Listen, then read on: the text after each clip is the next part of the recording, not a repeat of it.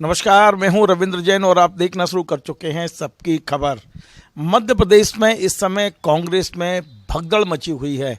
भगदड़ क्यों मची हुई है, इन तमाम सारे मुद्दों पे आज मैं बात करूंगा। पहले मैं आपको भूमिका बता दूं कि मैंने 30 जनवरी को एक प्रोग्राम बनाया था इसी चैनल पर। आप यदि देखेंगे तो आपको दिख जाएगा, जिसमें मैंने कहा था कि लोकसभा चुनाव से पहले कांग्रेस में बड़ी भगदड़ हो सकती है। 2 महापौर भारतीय जनता पार्टी में जा सकते हैं और मेरी बात 100% सही निकली है। जो मेरे को सूचनाएं थी, मेरे सूत्र जो बता रहे थे, लगभग उसी पैटर्न पे भारतीय जनता पार्टी काम कर रही है। अब आप देखेंगे कि पिछले कुछ दिनों में लगातार कांग्रेस के नेता भारतीय जनता पार्टी ज्वाइन कर रहे हैं। उधर ग्वालियर चंबल संभाग में सिंधिया जी ने खाता खोल दिया है। वहाँ उन्होंने कांग्रेस के पूर्व जो विधायक हैं राकेश मावई, उन्हें ज्वाइन करा लिया है। मुरैना की जो महापौर हैं शारदा सोलंकी, उन्हें होल्ड पर रखा गया है, उनसे बातचीत पूरी हो चुकी है। ग्वालियर के महापौर शोभा सिकरवार से इस समय बातचीत के दौर चल रहे हैं। उनके पति सतीश सिकरवार के बारे में बताया जा रहा है कि चर्चा जारी है। इसी बीच में जबलपुर के महापौर जगत बहादुर सिंह अन्नू भाई, उन्होंने ज्वाइन कर लिया है। पूर्व एडवोकेट जनरल जो विवेक तनखा जी कांग्रेस के दिग्गज नेता हैं, उनके एकदम खास व्यक्ति जो हैं पूर्व एडवोकेट जनरल शशांक शेखर, उनने बीजेपी ज्वाइन कर ली है। तमाम सारे जो नगर पालिकाएँ हैं उनके सदस्य ज्वाइन कर रहे हैं, उनके अध्यक्ष ज्वाइन कर रहे हैं। और जो मेरे पास जानकारी है कि अब राज्यसभा चुनाव में भारतीय जनता पार्टी मध्य प्रदेश में बड़ा खेल करने के मूड में है। वो चाहती है कि एक बड़ी टूट, जैसे सिंधिया जी के नेतृत्व में एक टूट हुई थी कांग्रेस में, वैसे ही विधायकों की एक बड़ी टूट करने की पूरी भूमिका रची जा रही है। लगातार तैयारी चल रही है। इसी बीच में आप देखेंगे कि पूर्व मुख्यमंत्री दिग्विजय सिंह के भाई लक्ष्मण सिंह ने भी संकेत दे दिए हैं कि वे पार्टी से नाराज चल रहे हैं, वे कोई भी कदम उठा सकते हैं। उनने संकेत दिया है कि जिस तरह ममता बनर्जी ने या शरद पवार ने पार्टी बनाई थी, उस तरह की लाइन पे वे जा सकते हैं। कांग्रेस से निकल कर ही कांग्रेस में को मजबूत किया जा सकता है, इस तरह के संकेत लक्ष्मण सिंह जी दे चुके हैं।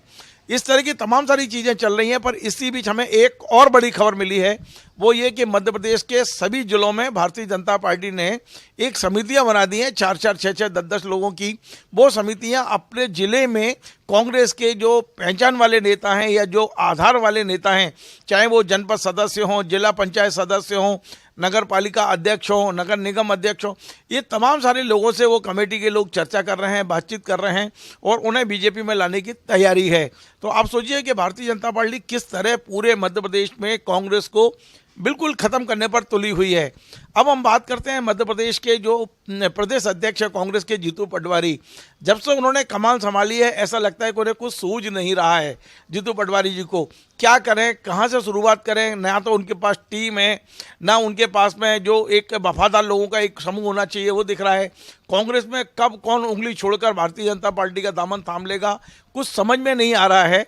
और इसी बीच आज इस भगदड़ को रोकने के लिए जीतू पटवारी ने एक वीडियो जारी किया है और उस वीडियो कांग्रेस के जो अधिकृत ट्विटर से जारी हुआ है, उस वीडियो में ये बताने की कोशिश की गई है कि सिंधिया जी के साथ जितने नेता गए छोड़कर कांग्रेस, उनकी भारतीय जनता पार्टी में क्या दुर्गति हो रही है। लगातार ये संदेश देने की कोशिश कर रहे हैं जीतू पटवारी जी कि यदि आप कांग्रेस छोड़ के बीजेपी में जाएंगे तो वहां आपकी दुर्गति किस तरह से होगी।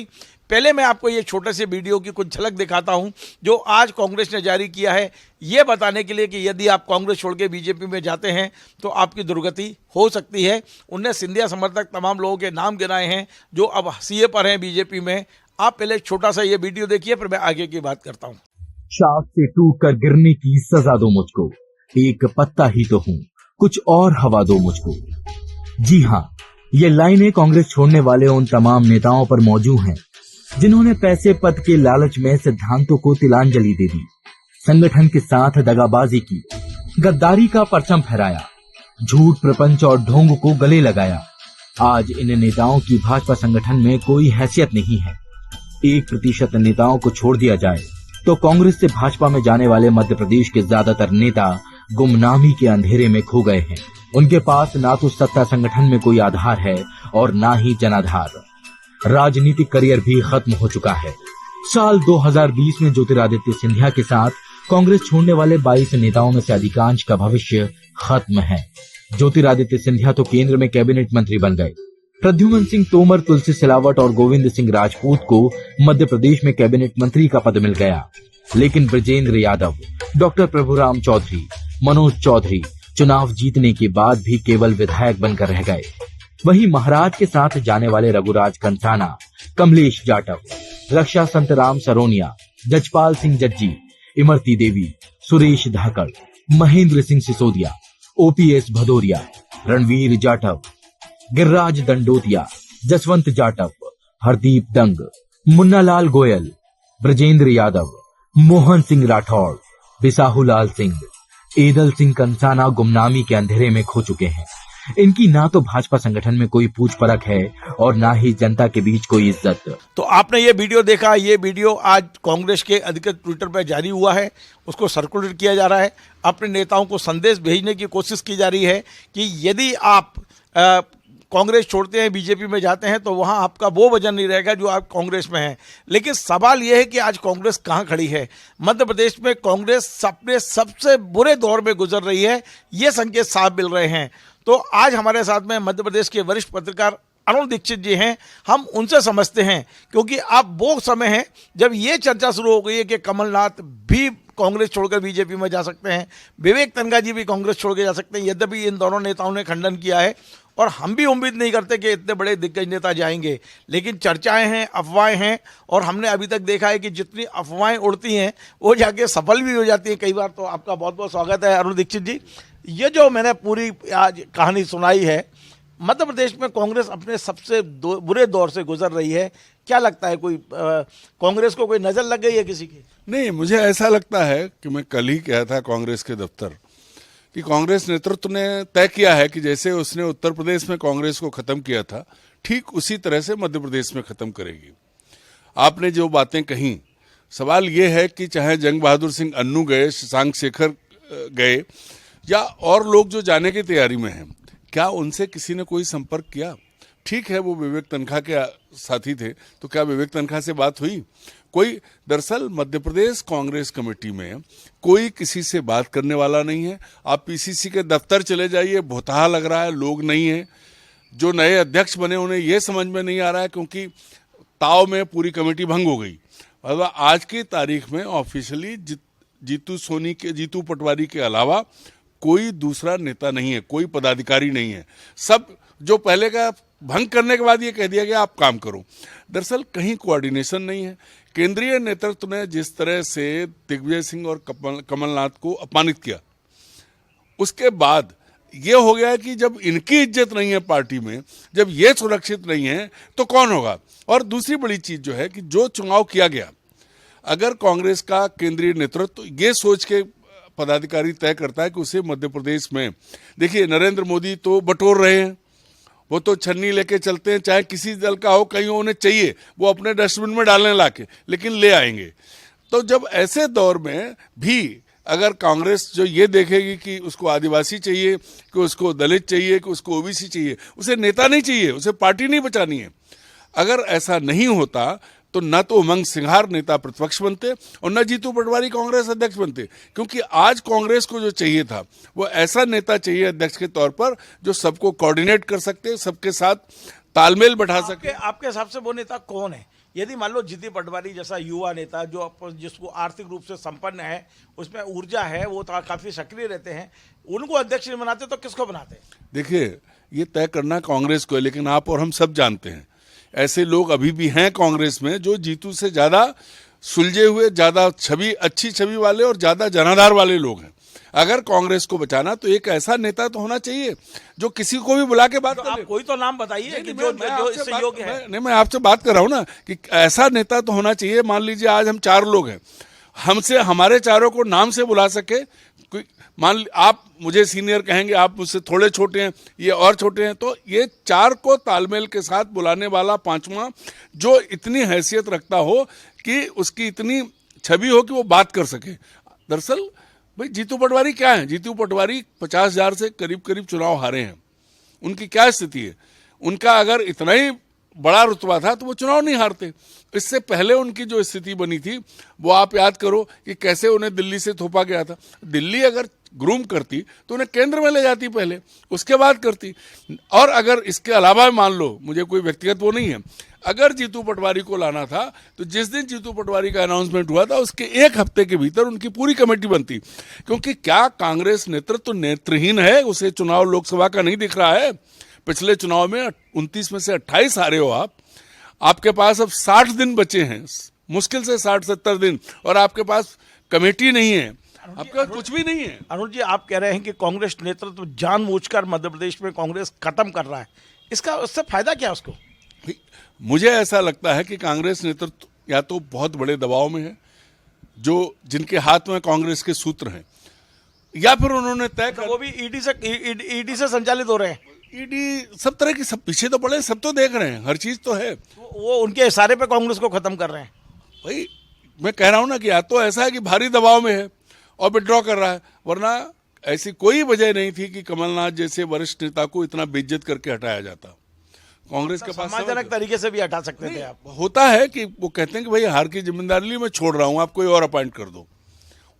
अब जब उनको हटा दिया, दूसरा आ गया, और दूसरे ने भी वो कटसी नहीं दिखाई। मतलब मुझे तो आश्चर्य हुआ कि मध्य प्रदेश में कांग्रेस का जो नया अध्यक्ष बना है, जो खुद हारा है, पार्टी रसातल में पहुंच गई है, और वो जुलूस निकाल के भोपाल में ऐसा सख्त प्रदर्शन कर रहा है कि जैसे वो मुख्यमंत्री बन रहा है। एक मैं क्षमा चाहते हुए रोक रहा हूं, आपने एक बात देखी होगी कि कमलनाथ जी जब विदेश में थे तब उन्हें हटाया गया, और उनके लौटने का भी इंतजार नहीं किया और नए अध्यक्ष ने चार्ज ले लिया। जबकि ये होता रहा है कि पुराना अध्यक्ष नए अध्यक्ष को चार्ज देता है, एक सम्मान के साथ एक दूसरे की विदाई होती है। कांग्रेस में तो वो भी नहीं हुआ इस बार। नहीं, इससे और आगे सुन लो आप। अभी पिछले दिनों एक बैठक हुई थी जिसमें वो जितेंद्र सिंह भी आए थे, जो प्रभारी हैं, हमारे जितेंद्र सिंह, जो पहले राज्य मंत्री थे केंद्र सरकार में, राजस्थान के हैं, और जीतू पटवारी। मतलब कमलनाथ नीचे विधायकों के साथ बैठे हैं और ये दोनों ऊपर बैठे रहे, 25 मिनट बाद नीचे उतर के गए। तो लगातार अगर घर में आप अपने बुजुर्गों को अपमानित करोगे, चाहे वो राहुल गांधी हो चाहे जीतू पटवारी हो, कुछ भी हो, कमलनाथ के सामने जीतू पटवारी का कोई कद अभी तक नहीं है। एक सीधा सवाल, क्या कमलनाथ विवेक तनखा कांग्रेस में जा सकते हैं? सीधा सवाल पूछ रहा हूं आपसे। मैं एक बात कहता हूं आपसे, मैं इस सवाल का जवाब सीधा दे रहा हूं। एक जगह रह के आप कितने दिन अपमानित हो सकते हैं? अपमानित करने का जो भी कांग्रेस छोड़ के जाता है ना, वो यही कहता है कि मेरा अपमान हो रहा है। अब आप अभी देखिए, वो कह नहीं रहे हैं, हम आपसे पूछ रहे हैं कि किस तरह जो परिस्थिति बनी है, किस तरह इंसल्ट किए जा रहे हैं सब। आप संकेत दे रहे हो कि कमलनाथ जा सकते हैं? नहीं, कुछ भी हो सकता है। लोग गए क्यों? इससे पहले क्यों गए लोग? क्यों छोड़ा लोगों ने? भाई जो ग्रुप 23 बना था उसकी बात क्यों नहीं सुनी गई? बाद में ठीक है, क्योंकि कांग्रेस खत्म हो रही है, जा रहे हैं। कपिल सिब्बल जो है आज सपा की मदद से राज्यसभा में है। तो जब केंद्रीय नेतृत्व ये तय कर ले, मुझे ऐसा लगता है कि सोनिया गांधी जी की चल नहीं रही है। खड़गे जी बेचारे नड्डा जैसी स्थिति में हैं, जो नड्डा करते हैं वो फ्रंट ऑफिस का काम वैसे खड़गे जी कर रहे हैं। जो चल रही है, जैसी भी चल रही है, वो राहुल गांधी की चल रही है। और राहुल गांधी की टीम जो है, राहुल गांधी ये चाहते हैं कि जो कांग्रेसी नेता अमरवेल की तरह, उनका मानना है, उनकी कोर टीम से मेरी एक बार बात हुई, तो जो लोग कांग्रेस के नाम पे फले फूले खूब कमाया, उन्हें खत्म करेंगे। और वो परिस्थिति आप पूरे देश में देख लीजिए। कहीं वो लोग जिनको, ठीक है आप उन्हें जिम्मेदारी दीजिए, हार जीत तो होती रहती है, हार जीत क्यों हुई सब जानते हैं, सारे राज्य हारे, अकेले। अब अशोक गहलोत को पहले हटाना था, नहीं हटा पाए, जनता ने हटाया। छत्तीसगढ़ में तय था कि 2.5 साल के बाद सिंहदेव बनेंगे, वो नहीं कर पाए। तो ये कांग्रेस नेतृत्व जो है, एक बहुत महत्वपूर्ण सवाल, क्योंकि आप छत्तीसगढ़ और राजस्थान पहुंच गए, मैं मध्य प्रदेश में ही वापस बुलाना चाहता हूँ। मेरा एक निवेदन है कि राज्यसभा चुनाव में कोई बगावत दिख रही है क्या आपको मध्य प्रदेश में? क्योंकि अब बीडी शर्मा जी जो बीजेपी के प्रदेश अध्यक्ष हैं, उनका एक बड़ा बयान आ गया है। बयान ये कि हम 5 सीटों पर उम्मीदवार उतारेंगे। इसका मतलब उनकी कोई जमावट है, कुछ तैयारी है उनके अंदर ही अंदर। आपको एज ए वरिष्ठ पत्रकार क्या लगता है कि मध्य प्रदेश में एक सिंधिया जैसी बगावत, दूसरी बगावत की आगाज आपको धमक सुनाई दे रही है क्या? रवि जी, मैं पहले आंकड़े की बात कर लूं। 38 वोट चाहिए एक प्रत्याशी के लिए। बीजेपी के पास 163 सीट्स हैं, और कमल डोडियार जो बाप पार्टी से चुने गए हैं आदिवासी नेता, वो पहले कह चुके हैं सरकार से सहयोग करें। तो मान लें तो आंकड़े के हिसाब से बीजेपी के पास अपने 4 प्रत्याशी जिताने के बाद 12 वोट एक्स्ट्रा हैं। कांग्रेस के 66 हैं। इसमें अगर आप देखें तो इनके पास 28 एक्स्ट्रा हैं।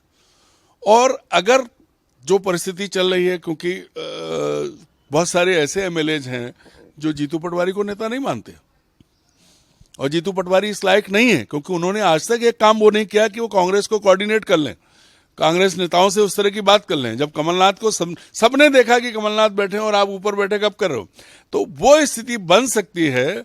सिंधिया जी के साथ जो हुआ था, सिंधिया जी की परिस्थिति तब और थी, क्योंकि तब कांग्रेस की सरकार थी, कांग्रेस से। यहाँ तो अब कमलनाथ को आपने बेइज्जत किया है, कमलनाथ पर आपने लांछन लगाए हैं, सारी चीजें आई हैं, और उसके बाद भी अगर आप कमलनाथ से ये उम्मीद करते हो कि वो यहाँ बने रहेंगे, तो मुझे नहीं लगता कि तो उनके साथ कितने विधायक जा सकते हैं? देखिए, ये तो 13 तारीख की शाम को पता लग जाएगा। 13 तारीख को कमलनाथ जी आ रहे हैं और उन्होंने विधायकों को भोज पे बुलाया। चाहिए कितने? कांग्रेस के 30 विधायक एक तरफ खड़े हो गए तो इनका फिर इनके पास 36 रह जाएंगे, तो 2 तो वैसे ही कम हो गए, और उधर के 12 मिल गए तो इनके जो है वो 48 हो जाएंगे। मतलब कमलनाथ तो बीजेपी मिलके किसी को चुनाव जिता सकते हैं। मैं कमलनाथ नहीं कहता, मैं भाजपा के जो 28 से अगर 30 हो गए वो जो एक्स्ट्रा हैं, और भाई आज की तारीख में देश में किसी राज्य में कहीं चले जाओ, पहले भी कांग्रेसियों ने समर्थन मूल्य लिया था, अब भी ले सकते हैं, क्या फर्क पड़ रहा है? समर्थन मूल्य मिलेगा तो चले जाएंगे, कोई रोकने वाला नहीं। आज सबसे बड़ी दुर्भाग्य की स्थिति यही है कि कांग्रेस का राज्य में एक नेता उस स्थिति में नहीं है। कमलनाथ जी बेइज्जत करके किनारे कर दिए गए हैं, दिग्विजय सिंह जी खुद मानते हैं कि पार्टी उन पर भरोसा नहीं करती है, फिर है कौन जो बात करेगा? और जो आपने बात पूछी थी वो बीच में रहेगी। मैं अभी भी कहता हूं, मेरे दोनों से बहुत अच्छे संबंध नहीं है, लेकिन अगर कांग्रेस नेतृत्व वरिष्ठतम विधायक और जिनकी पैतृक बैकग्राउंड है, अजय सिंह को एक अहम भूमिका देता, और उधर ओबीसी के रामनिवास रावत जो हर दृष्टि से है, इनको एक मुख्य भूमिका में लाता, तो कांग्रेस की स्थिति और होती। जिस हैसियत से ये लोग बात कर सकते, 30 साल कम से कम दोनों जीत के तो आए। जीत के नहीं आए। जीतने के अलावा ये इतने वरिष्ठ हैं कि बुला के बात कर सकते हैं लोगों से, लोग इनकी बात सुनेंगे। जीतू पटवारी तो जो डायलॉग देते रहे, उमंग सिंगार की बस की नहीं है। भाई देखिए, बहुत हास्यास्पद बात है कि भाजपा कांग्रेस का नेता प्रतिपक्ष और नेता उपनेता दोनों एक जैसे आरोपों से घिरे रहे हैं। क्या कर लेंगे उमंग सिंगार? अगर ऐसा होता तो आप बताओ, हरदा हादसा, राज्यपाल का भाषण पूरा हो गया, पहले कहते राज्यपाल जी पहले आप वहां उन पर शोक संवेदना व्यक्त करिए, इसके बाद हम आगे बढ़ेंगे। नहीं, हाउस में दिख रहा है कि कांग्रेस, जब स्थगन प्रस्ताव आया उसको देखिए आप, ना तो ठीक से उठा पाए, ना सरकार ने ठीक से जवाब दिया। अरुण जी, कल मैं मैं एक लाइन कहता हूं, Congress is clearly divided house, और जीतू पटवारी को ऐसे मौके पे कांग्रेस का अध्यक्ष बना के कांग्रेस नेतृत्व ने बहुत बड़ी गलती की है। उसको अब इस सदमे से उबर पाना, जो 66 पे आए हैं ना, उबर पाने के लिए या तो फिर आमूलचूल परिवर्तन करने होंगे, या फिर उत्तर प्रदेश ऐसी स्थिति के लिए तैयार रहना। कमलनाथ, दिग्विजय सिंह जी, इनका अपमान हुआ, आप बता रहे हैं, लगातार अपमान झेल रहे हैं, लेकिन वो महापौर क्यों जा रहे हैं? महापौर छोड़ रहे हैं, जनपद सदस्य, जनपद अध्यक्ष छोड़ रहे हैं, जगह जगह शशांक से करने क्यों छोड़ दिया? वो तो अच्छी स्थिति में थे, उन्हें एडवोकेट जनरल बनाया ऐसी सरकार ने विवेक तनखा जी के कहने पर। आखिर ये लोग क्यों छोड़, इनका क्या अपमान हुआ है? देखिए, ऐसा है, अब यही तो राजनीति है। ये किसके साथ है? ये किसके साथ है? ना तो सम्मान विवेक तनखा को मिला, ना कमलनाथ को मिला, तो लोग, वो खुद जाने से पहले उनके लोग छोड़ रहे हैं। ये संकेत हैं कि अब मैं ये नहीं कहता कि कल कमलनाथ जी और विवेक तनखा चले जाएंगे, लेकिन अगर उनके आसपास के लोग दूसरे दल में जाके स्थापित हो जाते हैं तो माना क्या जाएगा? मैं आपसे व्यक्तिगत सवाल करता हूं, आप घर के मुखिया हो, घर में कोई गड़बड़ हो रही है और कोई सवाल आप नहीं उठा रहे हो, कुछ नहीं बोल रहे हो, तो इसका मतलब आपकी मंशा है। तो जिन नेताओं के आपने नाम लिए, जो उनके लोग गए, वो उनकी सहमति से तो गए हैं। तो इसका अर्थ साफ समझ लीजिए राजनीति में क्या हो रहा है। ये संकेत है नेतृत्व के लिए कि ये जा रहे हैं। अगर यही स्थिति रही तो वो जो 30 चाहिए, 28 इनके एक्स्ट्रा 30 चाहिए, वो उनके लिए। मेरे 2 छोटे छोटे सवाल और हैं। पहला सवाल मेरा, लक्ष्मण सिंह की भूमिका क्या है? यद्यपि वो पहले भी बीजेपी में जा चुके हैं, लेकिन जिस तरह से उन्होंने कहा है, और उन्होंने तो अपने बड़े भाई पर सीधा आरोप लगा दिया कि मुझे उन्हें हरवाया है, तो लक्ष्मण सिंह की क्या भूमिका रहेगी इसमें? क्या वो लक्ष्मण सिंह जी भारतीय जनता पार्टी जो चाहती है उसी लाइन पे आगे बढ़ गए हैं, तो क्या लक्ष्मण सिंह जी भी उसी दिशा में लोगों को ले जाएंगे? देखिए, मुझे ऐसा लगता है कि मैं 30 साल से देख रहा हूं, लक्ष्मण सिंह बहुत अच्छे आदमी हैं, बहुत बढ़िया है, लेकिन वो दिग्विजय सिंह की छाया से बाहर निकलकर आज तक राजनीति करते दिखे नहीं। जब वो भाजपा में गए थे तब आपको भी मालूम और मुझे भी मालूम तब किसका संरक्षण था और क्यों गए थे। और फिर वो भाजपा में रहते हुए लोकसभा चुनाव एक अदना से कार्यकर्ता से हारे थे, तब क्यों हारे थे तब ये पता है, और अभी भी वो क्यों हारे हैं ये भी सब जानते हैं, वो साफ कह चुके हैं जो अपने बड़े भाई पर आरोप लगा रहे हैं। तो ये कहने के लिए, दिखाने के लिए कि लक्ष्मण सिंह, दिग्विजय सिंह के भाई, उन्हें बीजेपी वापस ले सकती है, लेकिन वो अपने स्तर पर खड़े होके शरद पवार, ममता बनर्जी या और बड़े शंकर सिंह वाघेला की तरह कुछ कर पाए निकल के अपनी अपनी पार्टी से, ऐसा अभी तक ना तो उनके पास उस तरह की व्यवस्था है और ना उनका व्यक्तित्व है। आगे कुछ भी हो सकता है, वो बीजेपी में जा सकते हैं, लेकिन अंतिम सवाल यह है कि अब आप संक्षेप में मध्य प्रदेश कांग्रेस का भविष्य क्या देख रहे हैं? आने वाले लोकसभा चुनाव तक कांग्रेस कहां खड़ी होगी? भाई साहब एक काम करिए, अभी आप अपना कैमरा कांग्रेस के दफ्तर ले जाइए, शून्य पर है। कल मैं गया था, घंटों रहा, कोई नहीं है। कांग्रेस को खत्म कर दिया है नई व्यवस्था करके। अगर कांग्रेस चाहती, मैं दिल्ली की बात कर रहा हूं, अगर कांग्रेस को यह था कि उसे चुनाव लड़ना है तो जिस दिन जीतू पटवारी का नाम आया था उसी दिन पूरे कम से कम चुनिंदा पदाधिकारी आते, 20 लोगों की टीम आती। टीम कमलनाथ की बैठी है, अध्यक्ष जीतू पटवारी है। ऐसे कहीं होता है क्या? दूल्हा कोई और है, बारात किसी और की है। तो कांग्रेस तैयार ही नहीं है। कांग्रेस किसी चीज के लिए, आज मध्य प्रदेश कांग्रेस कुछ भी कोई बयान दे ले, ना विधानसभा में किसी बड़ी लड़ाई के लिए तैयार है, ना जमीनी लड़ाई के लिए तैयार है। आज नेताओं की आपसी फूट बहुत साफ दिख रही है और इसको आप कैमरा घुमा के पीसीसी के दफ्तर में देख लीजिए। बहुत बहुत धन्यवाद।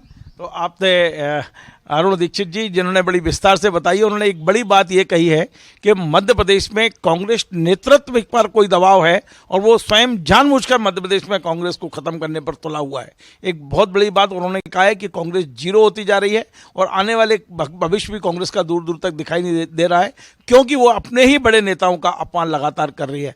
आपको हमारा ये कार्यक्रम पसंद आए, इसे शेयर करें, लाइक करें, कमेंट करें और आपसे बार बार निवेदन है हमारे इस चैनल को सब्सक्राइब अवश्य करें। धन्यवाद।